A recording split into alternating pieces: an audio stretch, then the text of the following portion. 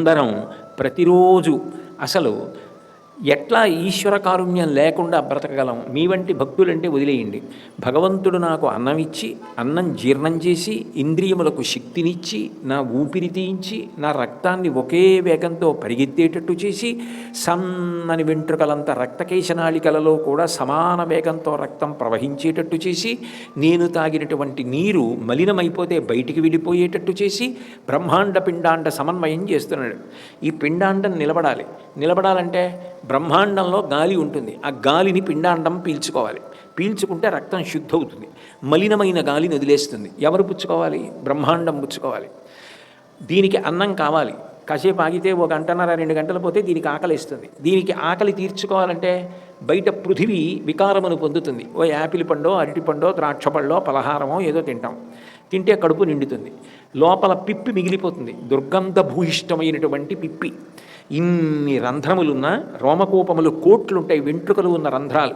ఇన్ని రంధ్రాలు ఉన్న దుర్గంధం మాత్రం బయటికి రాకూడదు. తెల్లవారేటప్పటికీ సంవరణీకంఠరములు సడలిపోయి ఆ పిప్పి మలమంతా కూడా బయటికి వెళ్ళిపోవాలి. ఎవరు బయటికి వెళ్ళిపోయేటట్టు చేస్తున్నాడు? లోపల మిగిలిపోయినటువంటి పృథివిని ఎవరు పుచ్చుకుంటారు? మళ్ళీ బ్రహ్మాండమే పుచ్చుకుంటుంది.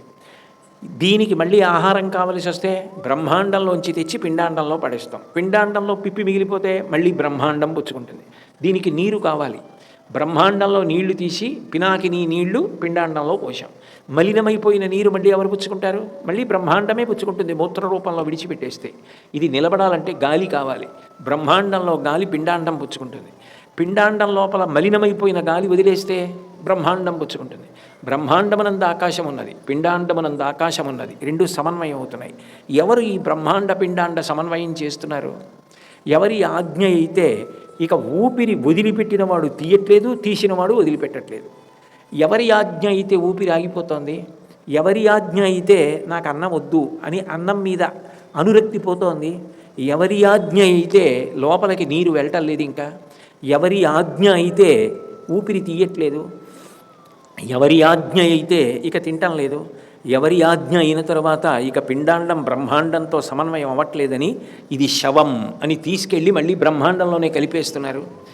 ఎంతమంది ఎంత గౌరవించిన వాడైనా కానివ్వండి, ఊపిరి ఒక్కటి ఆగిపోయిందనుకోండి, ఎవరు తీసుకెళ్ళి ఇంట్లో పెట్టుకుంటారు? అప్పుడు పుచ్చుకునేది ఎవరంటే పృథివీ. బ్రహ్మాండంలో అమ్మ భూమి పుచ్చుకోవాలి, ఆ తల్లి కలుపుకుంటుంది. ఎవరిదంతా చేస్తున్నవాడు? ఆయన దయ లేకపోతే ఈ సమన్వయం ఎవరు చేశారు? ఎవరు చేస్తే నడుస్తోంది?